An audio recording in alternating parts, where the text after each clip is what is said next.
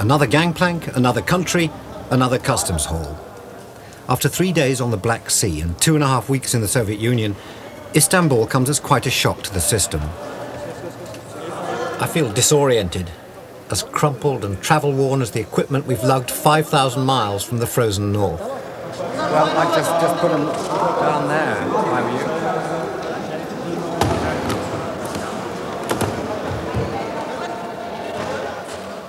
If the Soviet Union was the land of Niet, Turkey is the land of yes please, how many do you want?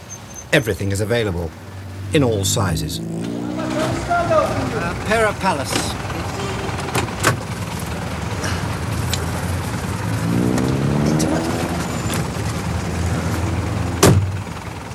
Thank you.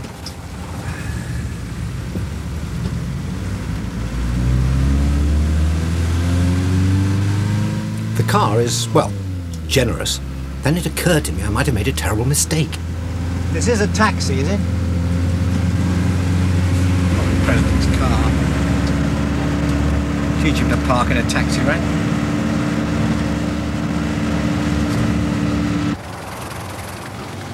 In one journey, we probably used half the country's oil reserves. But at least I'm within sight of a wash and brush up. The hotel is famous, but not as famous as its occupants.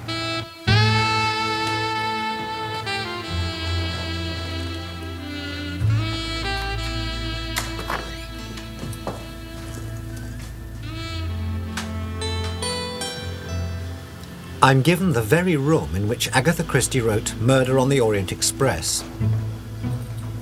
Has she any message, perhaps, for a fellow writer?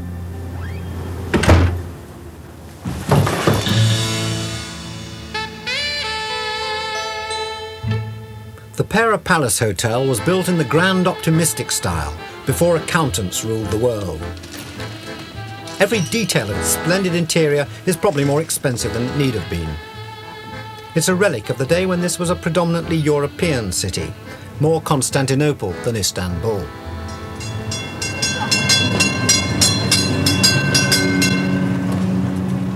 The trams that run along Pera Street, indeed Pera Street itself, still reflect the acceptable face of Western commerce.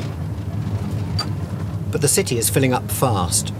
In 30 years, the population has grown from under 1 million to over 8 million people. Most of them cannot afford to shop on Pera Street.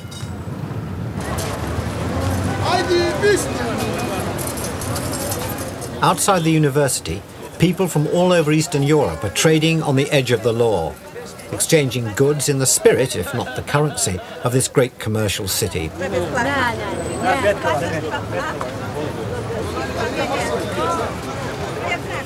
Azerbaijanis sell to Poles, Armenians to Romanians. It looks furtive and dangerous, but it's often disappointingly mundane. What's this? Ah, a toy train ring.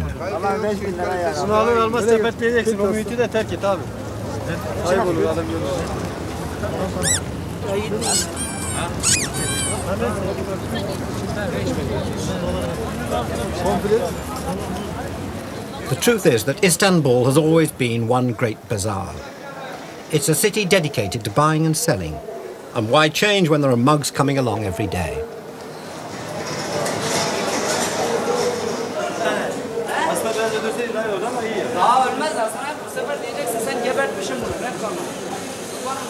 It's nice.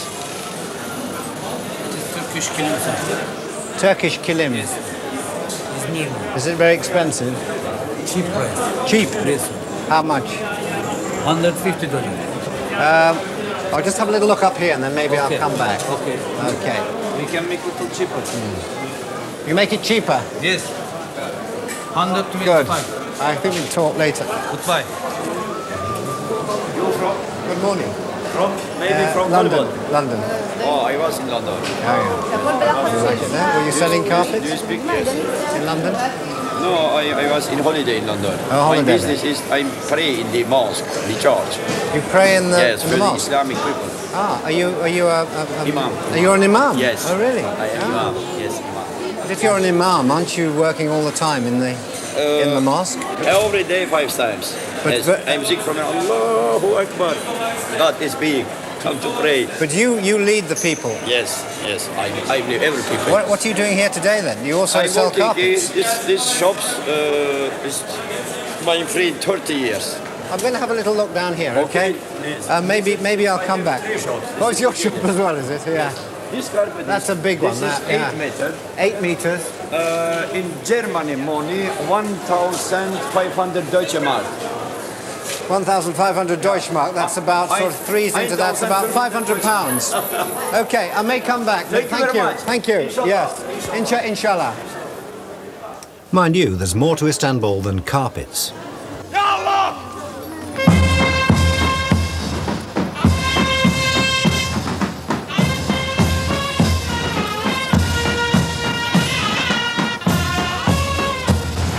There are men in false moustaches who can't march straight.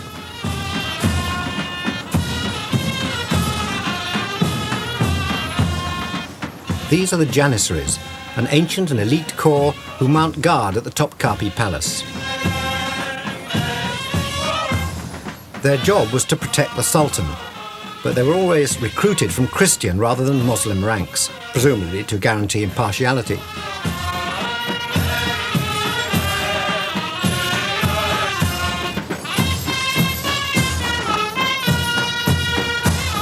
They're certainly the best dressed bouncers I've ever seen.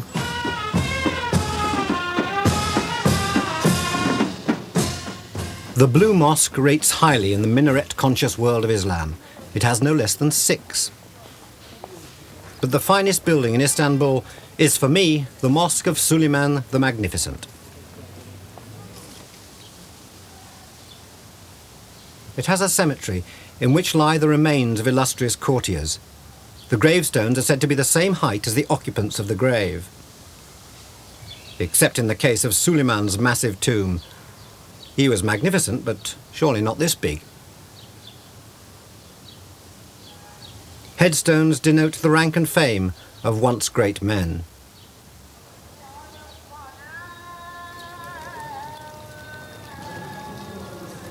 Humbler modern worshippers still use the 400-year-old mosque for their 5 times daily prayers.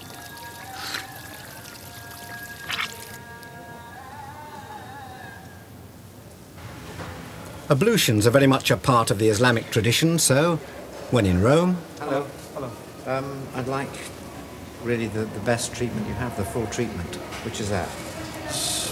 Number 5. Number 5? Treatment fit for a sultan. Somebody wash and somebody makes massage. Okay. Thank you. This emporium of cleanliness is the Jalalu Hamamu, one of the oldest Turkish baths in the world. In 300 years of continuous business, it claims to have cleaned, among others, Tony Curtis, Kaiser Wilhelm, and Florence Nightingale. I wonder where she put the lamp. Good? Yeah, that's good. That's good.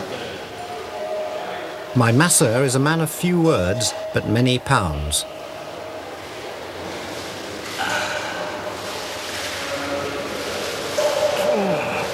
It's like a very friendly steam roller.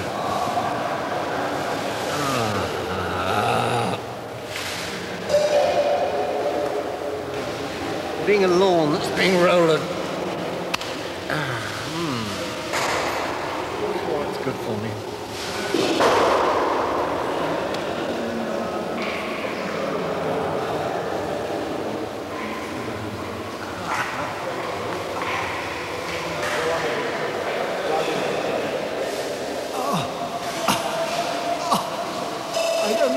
chance.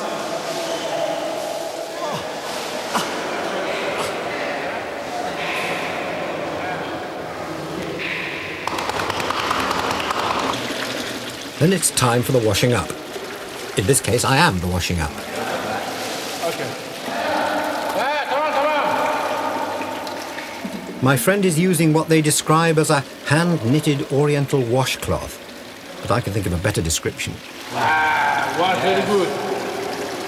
This is the Brillo pad moment I've been waiting for. Wash, yeah? Sandpapery surface. Oh, is that mine? Yeah. Dirt or yours? That's the dirt off me? This is embarrassing. I had a mud bath in Odessa. That's probably what this is all about. I'm sure that's what they all say.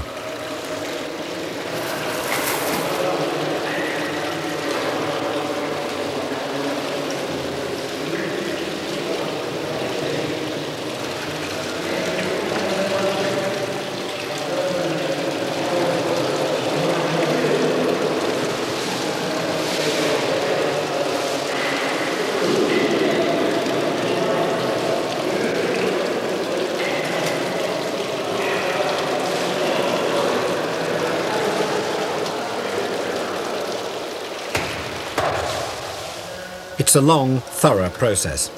But at least it'll mean I shan't have to wash again till Cape Town.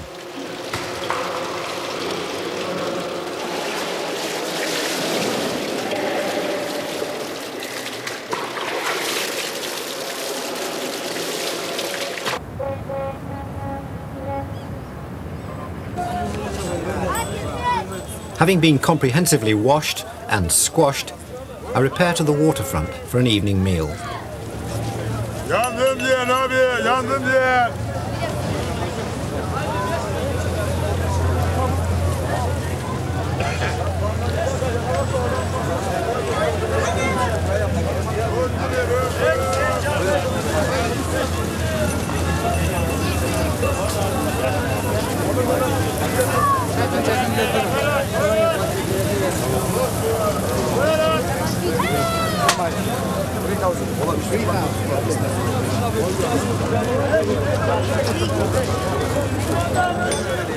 The food's good, cheap, wholesome, and you never need to book a table.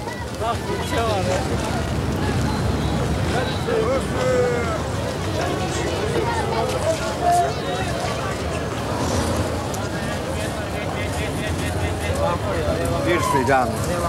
Beautifully done. What service. Thank you.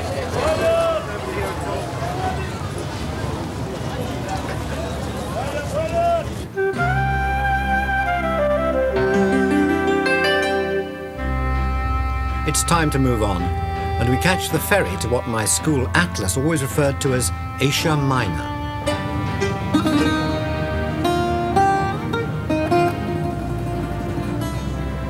I should be admiring the skyline, but there's something more stunning this morning, and it's in the newspaper. There's been a coup in Russia. Gorbachev has gone, arrested. I think of all the friends we made there. If this is true, things can only be worse for them. For us lucky ones, life goes on. We've escaped from the USSR by the skin of our teeth. Our route along 30 degrees now takes us from Istanbul down through Turkey to the shores of the Aegean, the Mediterranean, and the mouth of the Nile.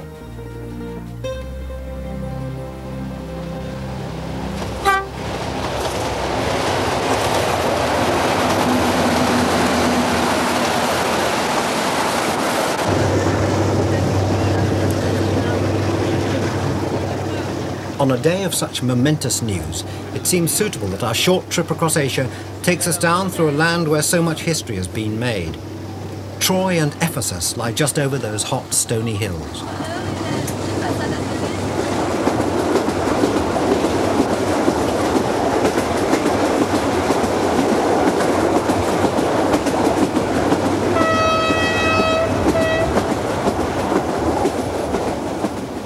But we haven't time to be tourists.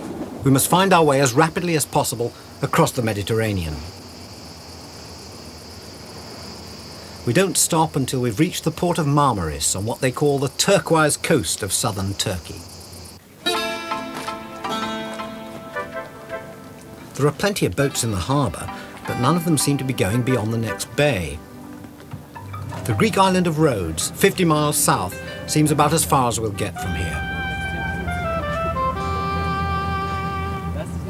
What should be an idyllic journey across one of the most well-sailed seas in the world is becoming an unexpected frustration.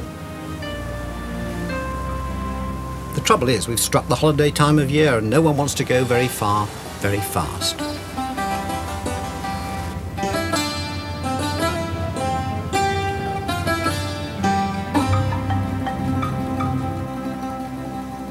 On landing at Rhodes, I pass by the postcards and make straight for the shipping office. For Cyprus and Israel, every Friday. That's tomorrow. With a day to kill, I book in at a hotel of character on a quiet back street.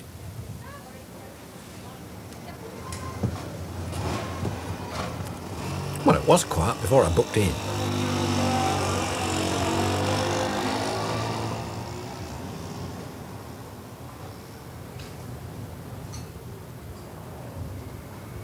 There's a lot of history I don't know much about here in Rhodes, so I seek out Vangelis Pavlidis, local-born cartoonist of an Athens newspaper. You can see what's going on here. That's a sorting out of. Well, that's everybody fighting for Rhodes, okay? Yeah. You know, it was a coveted place. Yeah. So. I love the. I mean, you obviously love the architecture and the buildings, but the knights themselves seem to be treated fairly comically. Well, you know, there were funny characters in their own way. The island of Rhodes has always attracted tourists, many of them with very large armies. Spartans, Athenians, Romans, Turks and Italians all visited, but the Knights of St. John left the most indelible mark. This is the Street of the Knights. It's supposed to be the oldest street in the whole of Greece, 4th century BC. But of course now the buildings we see around are from the 14th, 15th century when the Knights of St. John came here. Oh, they're beautiful. I mean, they're sort of quite palatial. What were they? Well, they've been used they were meant to be, yes, because they are the hostels of the different nationalities, the different tongues, you know, of the knights that were staying here. So you have, you know, the different, you know, you have France, you have Italy, you have the hostel of England, you know, all along this the street. And at the top you have the palace of the Grand Master.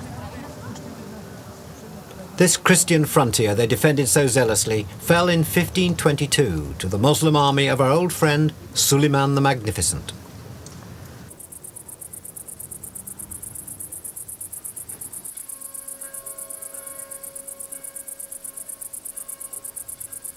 Battles nowadays are most likely to be fought for places on the beach, and the invaders who do stay are happy to look at castles rather than build them. In the village of Lindos, I pay a visit to someone who's made a future here.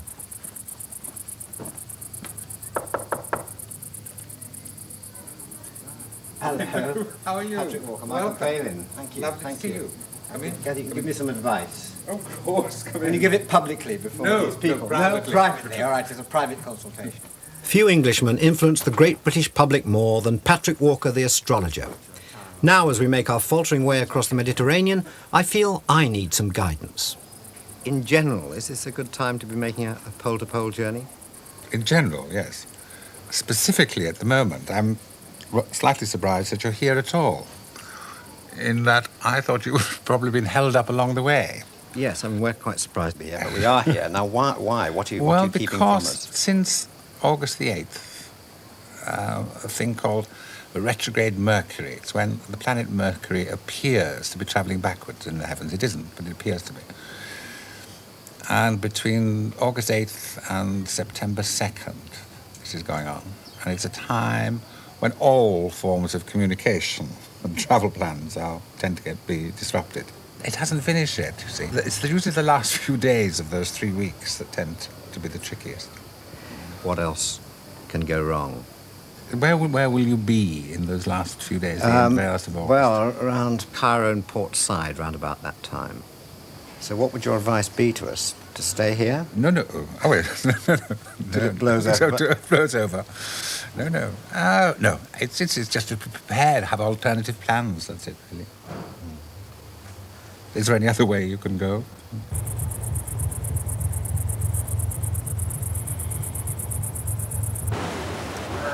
Retrograde Mercury notwithstanding, we successfully squeeze our way onto a ferry carrying holidaymakers from Athens back to Israel.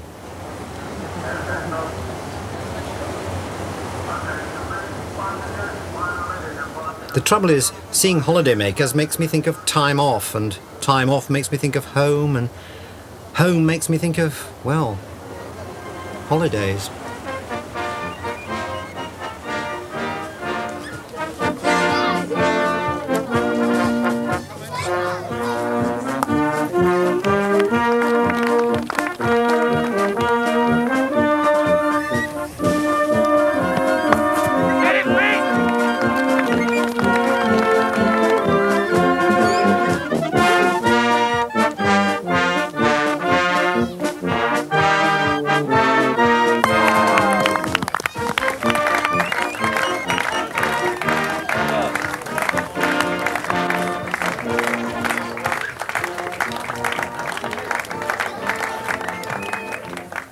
Cyprus by the sea, where the British garrison maintains our military presence in the Mediterranean.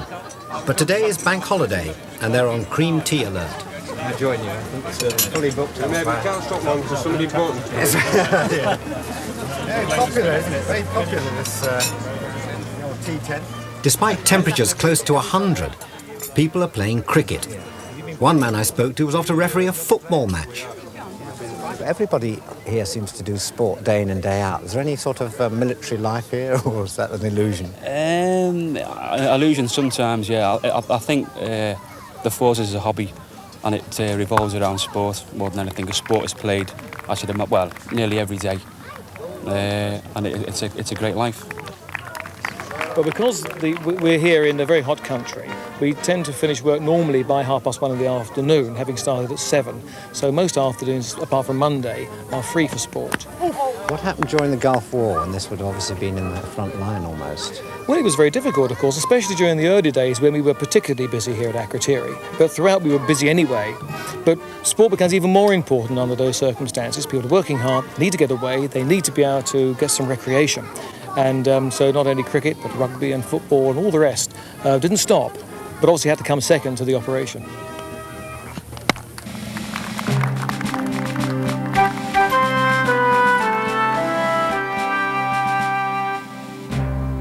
Cyprus, like Rhodes, has seen empires come and go. The British have brought their playing fields, kept green and watered by the miracle of treated effluent. The Romans and Greeks left their temples and amphitheatres and legends, like that of Aphrodite's birthplace, a rock which stands off the coast. Swim 3 times round it at full moon and you'll live forever. Meanwhile, Cypriot life, unbothered by great events and great pretensions, maintains its own rituals and traditions.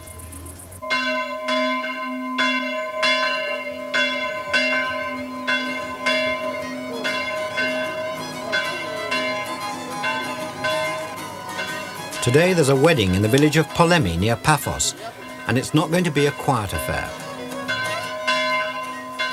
Τον δούλο του Θεού Πολύκαρπον, εις το όνομα του Πατρός και του Υιού και του Αγίου Πνεύματος. Σκέφτεται η δούλη του Θεού Αριάδνη, τον δούλο του Θεού Πολύκαρπον, εις το όνομα του Πατρός και του Υιού και του Αγίου Πνεύματος.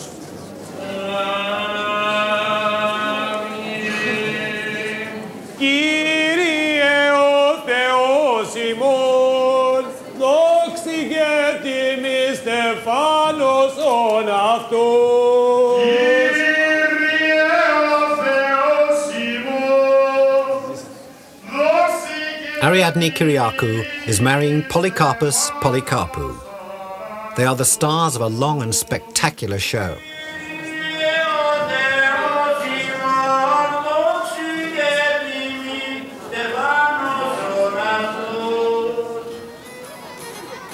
First on the bill is the baby rolling act, which wishes happiness and fertility on the marital bed.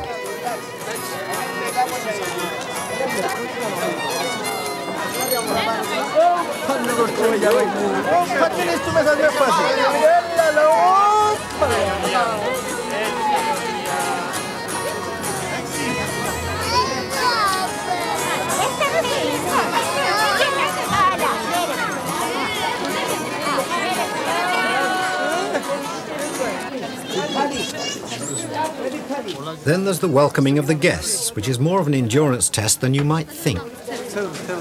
How many people are you expecting tonight? We expect about 3,000. 3,000? Yeah, at least 3,000. You have to provide food and drink for them? Yeah. Must be very expensive for somebody. It is, yeah. May cost 10,000 pounds. Really? Cyprus pounds, yeah. Yeah. And who pays for that? The family of both group and bride, yeah. I'm amazed you've still got a suit and a tie. Yeah. The financial blow must be softened by the tradition that no guest arrives empty-handed. Thank you, congratulations. Thanks. The celebrations expand to fill the largest public space in the village. And the money keeps rolling in.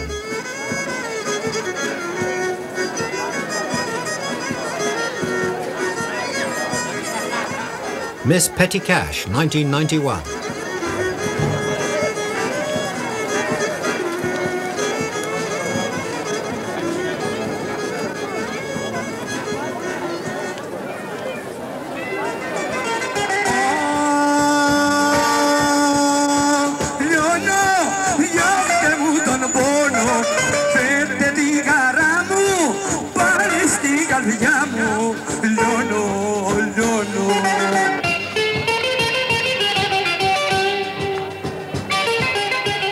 Music and dancing continues into the night, under the beady eye of the widows they call blackbirds. Old-fashioned weddings like this one don't happen much anymore. I hope Ariadne and Polycarpus have a long life together. If it's anywhere near as long as their wedding, they should be fine.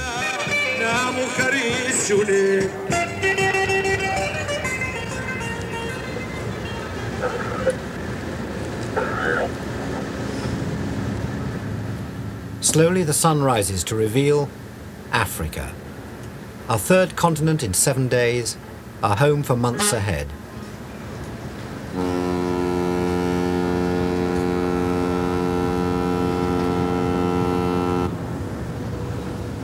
Egypt is out there, but no one's quite sure how to get to it.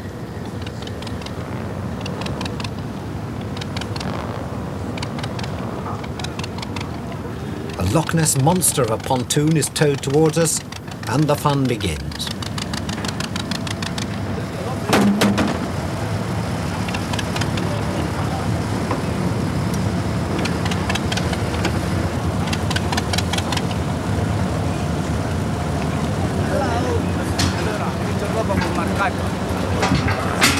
Hello. Want to buy a nice wallet for you? Nice wallet.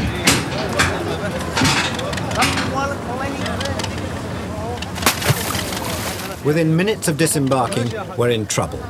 Our camera tripod rolls into the Mediterranean.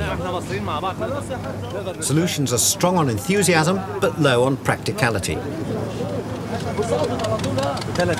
شفت اللي هي بيحط عليها البتاع عشان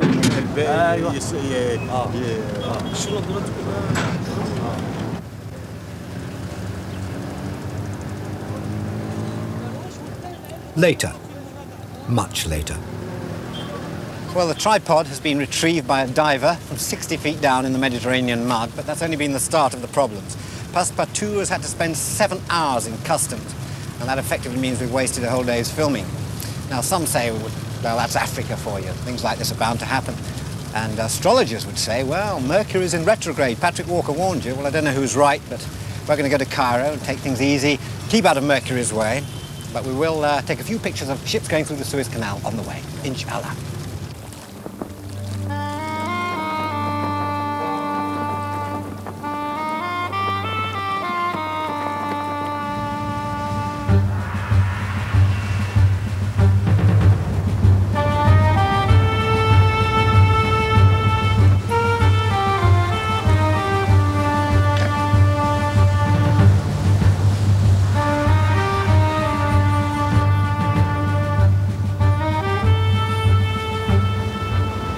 Ships on the Suez Canal, as good as our word. The Egyptian effect begins to take over. It involves finding the nearest bench, sitting down and accepting that there's nothing whatever you can do about anything. God will provide.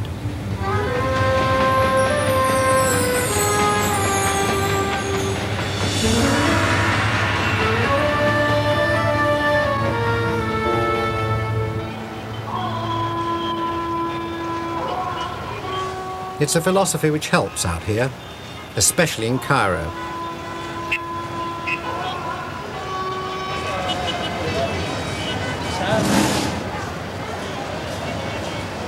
This is Ramses Station.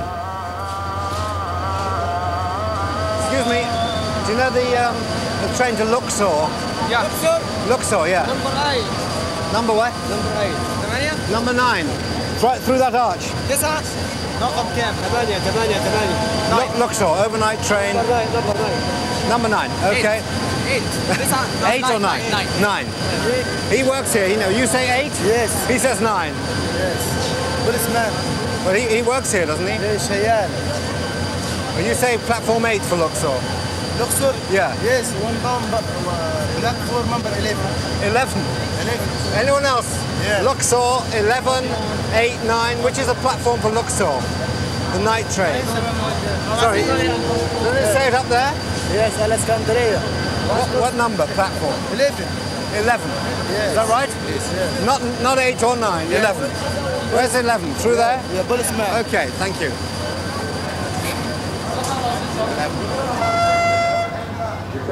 I find the train, eventually, at platform 10. Which number? 7 and 8. Which, down here? Down here. Thank you. Yep.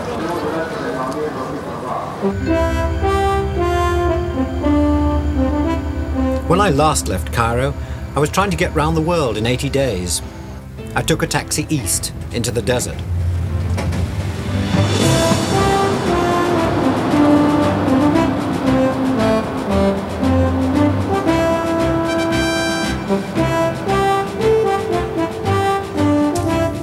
Tonight I'm facing the infinitely more enticing prospect of a journey south, down the Nile for the first time in my life. 440 miles south of Cairo is Luxor, where my home for the next few days is moored on the Nile itself.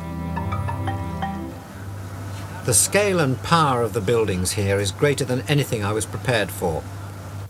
And Tadarus, my Coptic Christian guide, seems to know everybody there is to know. Well, the pharaohs are your ancestors. Are you descended from the pharaohs? Sure. Coptic, it means Egyptian. Coptic means? Egyptian. Ah. Pure Egyptian. The floor would have been like this, would it? No, the floor in that time, it must be made of precious stones. You mean all this would be covered with precious Yes. stones, what we're Yes. walking on now? Yes. In the hyper-style hall at Karnak, elaborate hieroglyphics recount the deeds of the god-kings 3,000 years ago. 2,800 years later, we no longer needed hieroglyphics. We developed graffiti.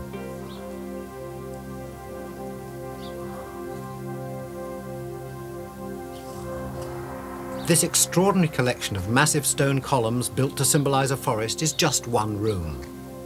How could they build like this at a time when we in Britain were still on stone circles? Tadarus knew Howard Carter, the man who uncovered Tutankhamun's tomb. When I asked Mr. Howard Carter how they bring it from us from Quarry, but I tell him how they put it on its base.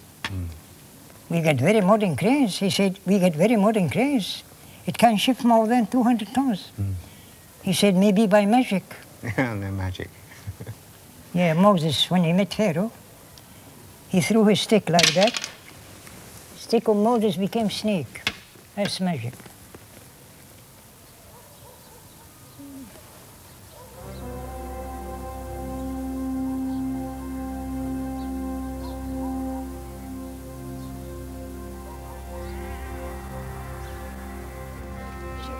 On the other side of the Nile is the Valley of the Kings, an inhospitable, sun-bleached canyon beneath which was stored a treasure house of immeasurable wealth, the tombs of 62 pharaohs. And how many have been found? How many tombs have been 40. And unfortunately, nothing be found in the 40 tombs. Already robbed by the robbers, except Tutankhamun. So the 22 tombs still to be discovered? Yeah, not yet. When this tomb was discovered, Peter, what was in it? 1892. In 1892, yeah. What was in it? Nothing. Why? Robbed by the robbers. They've just taken everything. Really, I don't like to say robbed. Because since long nobody care about the monuments. You've actually been present when Tutankhamun's tomb was discovered by Howard Carter. Yeah. A lot of people say that there was a curse on those who saw the tomb. What do you think? No curse at all. How can you be so sure? Newspapers, they wrote whatever they like. They like to make it good story, that's all. But someone said a mosquito flew out of the tomb. No mosquito, yeah, they said there's a mosquito came out from the tomb and bite him and he died. No, that's not it. Well, you know, he discovered the tomb in 1922. He stayed inside the tomb up to 1927. Until he came back to England in 1927. He died in 1969. He died very, very old now. Peter, can you show me now some of the carvings here and tell me what they all mean? Who are they on? In this one here, for tomb, instance. Ramses said the carving is very deep carving. This is Ramses? Ramses said, why, he's wearing the false beard. Why? High priest. Why are they always in profile? Why are they never They facing look nice in profile. Ah, it's a design.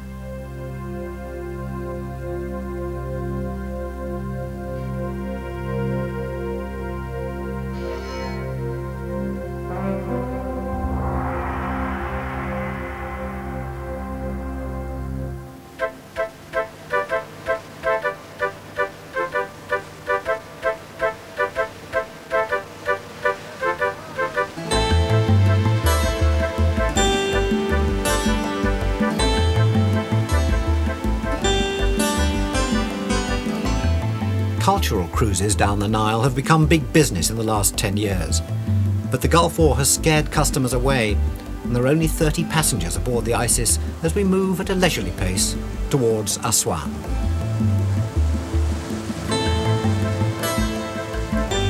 But the culture we've paid to see is the culture of 3,000 years ago. The realities of life in modern Egypt hardly impinge on our cocoon of comfort.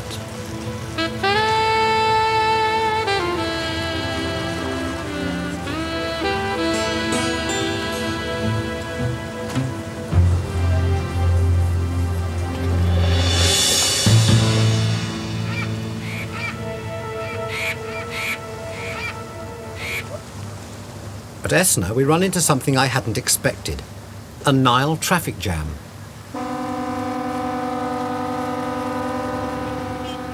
The bottleneck is caused by a lock, which can only accommodate one ship an hour.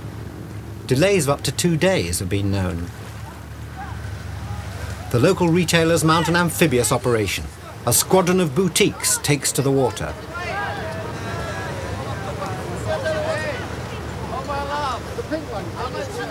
Others attack from the land, literally bombarding us with bargains. Is it all sizes? £1 for looking. Oh, wait a minute. £1 for looking. Ah. Wait. Oh! Is it waterproof? Right, there we go. Let's have a look.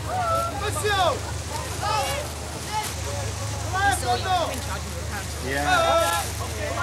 Now, anyone else? Right, what is it? £10. £10 for a look. Not too much.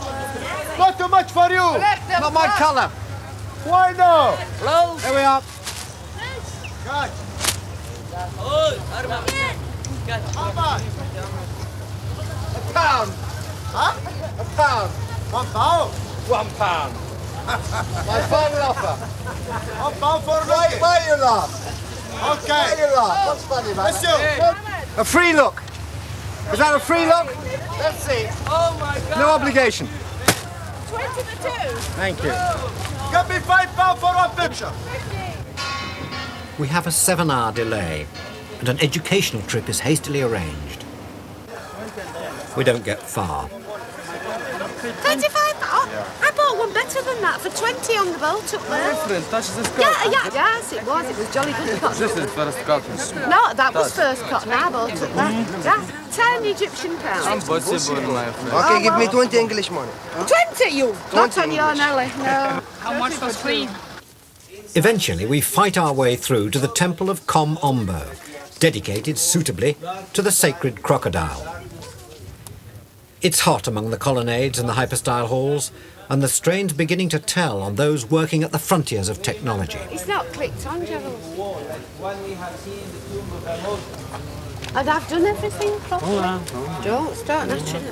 Portions of the drawing.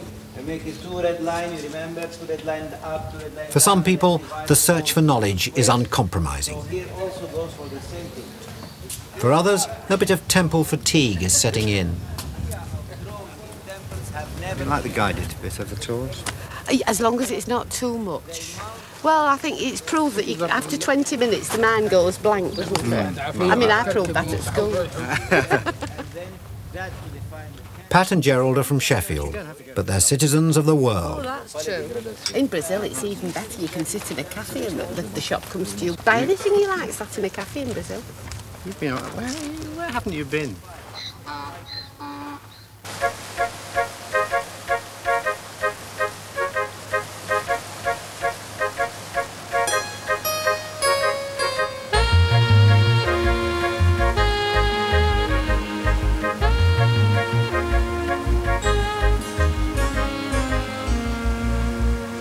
The end of the day is for peace and contemplation, a time to surrender to the soothing magic of the Nile sunset. Unless, of course, it happens to be fancy dress night.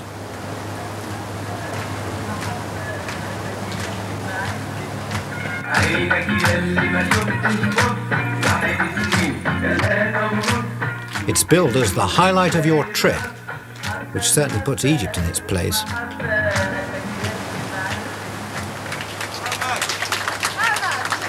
Like how much? How much you like? You like?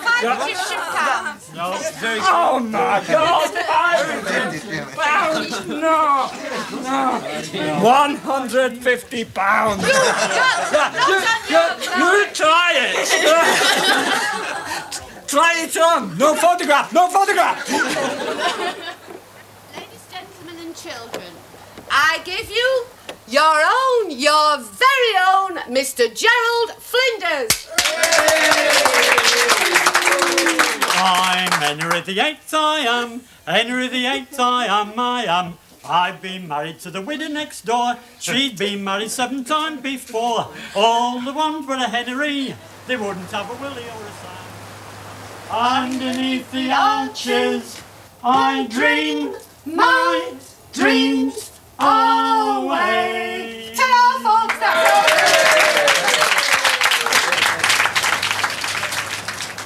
There's no escape. Everyone's expected to dress up. Even actors. I'd like to lower the tone of the evening by attempting to recite the great work of Percy Bysshe Shelley, the poem Ozymandias. I met a stranger from an antique land who said, 2 vast and trunkless legs of stone stand in the desert.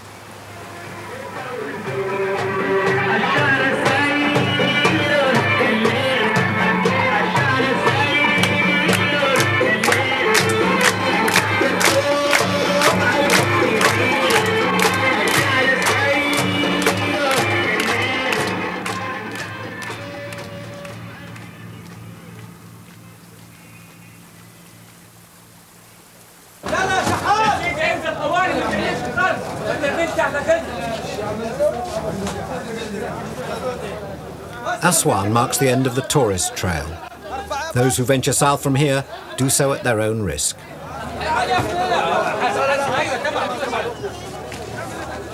The ferry boat Sinai takes everyone who wants to travel and their possessions. I've never seen so many people trying to get on a ship.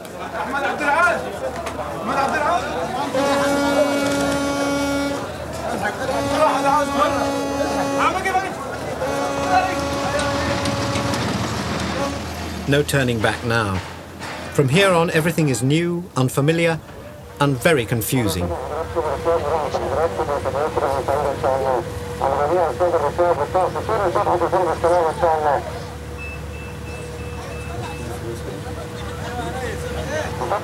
As Egypt slips away, so does any remaining hope of predictability. The journey ahead should be simple enough. Across Lake Nasser to Wadi Halfa, where we take a train for Khartoum and south to the heart of Africa. But of course, it isn't as easy as that. The whole point about this ferry is it only exists to connect with a train in Wadi Halfa, which is in the Sudan, Aswan being in Egypt. And the train service used to run to Khartoum daily. Then it changed to weekly, And we just heard a few days ago it was now going to run fortnightly, but no one had told the ferry company. So we actually had to arrange a meeting between the governor of Wadi Halfa and the chairman of the ferry company to actually get this ferry going. So it's partly our work that this ferry is going at all. We will get to Wadi Halfa in the Sudan, we hope, where we have heard that the train we connect with is now running every month. So, you know, this is Africa. And on Lake Nasser, schedules are flexible.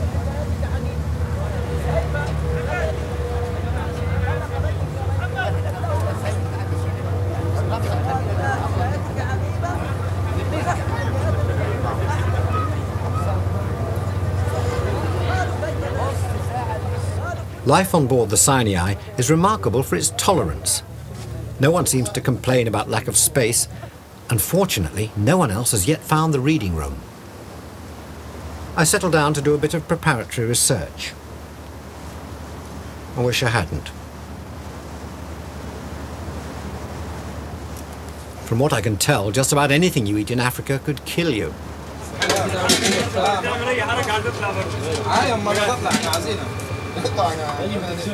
There's so little room on board that the restaurant is also the immigration office. They'll serve you a salad and stamp your passport.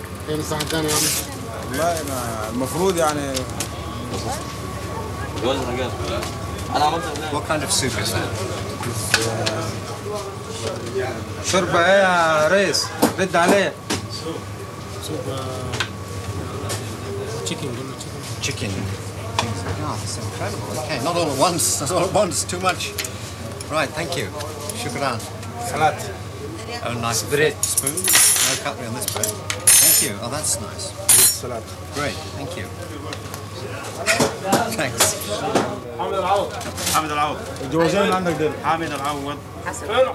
The food's rather tasty, and it turns out I'm eating it at the captain's table. My family I have a good wife. Real? Yeah. So do I. Yes. Very important in this life, isn't it? Lovely. Egyptian wife. Only one. You've only one? Yeah. I hope Maybe so somebody too. have more. I hope so Yeah. too. Yeah. No, you can't. I'm Muslim and I can't. But I don't like. Well, if you've got one that's just right, then that's fine. You don't want any more.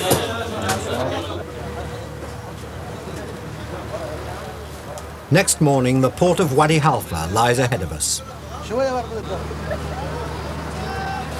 It looks about as promising as my guidebook's description of the country we're approaching. The Sudan is fraught with turmoil, economic chaos, civil war, drought, famine, and refugee crisis. I can't wait.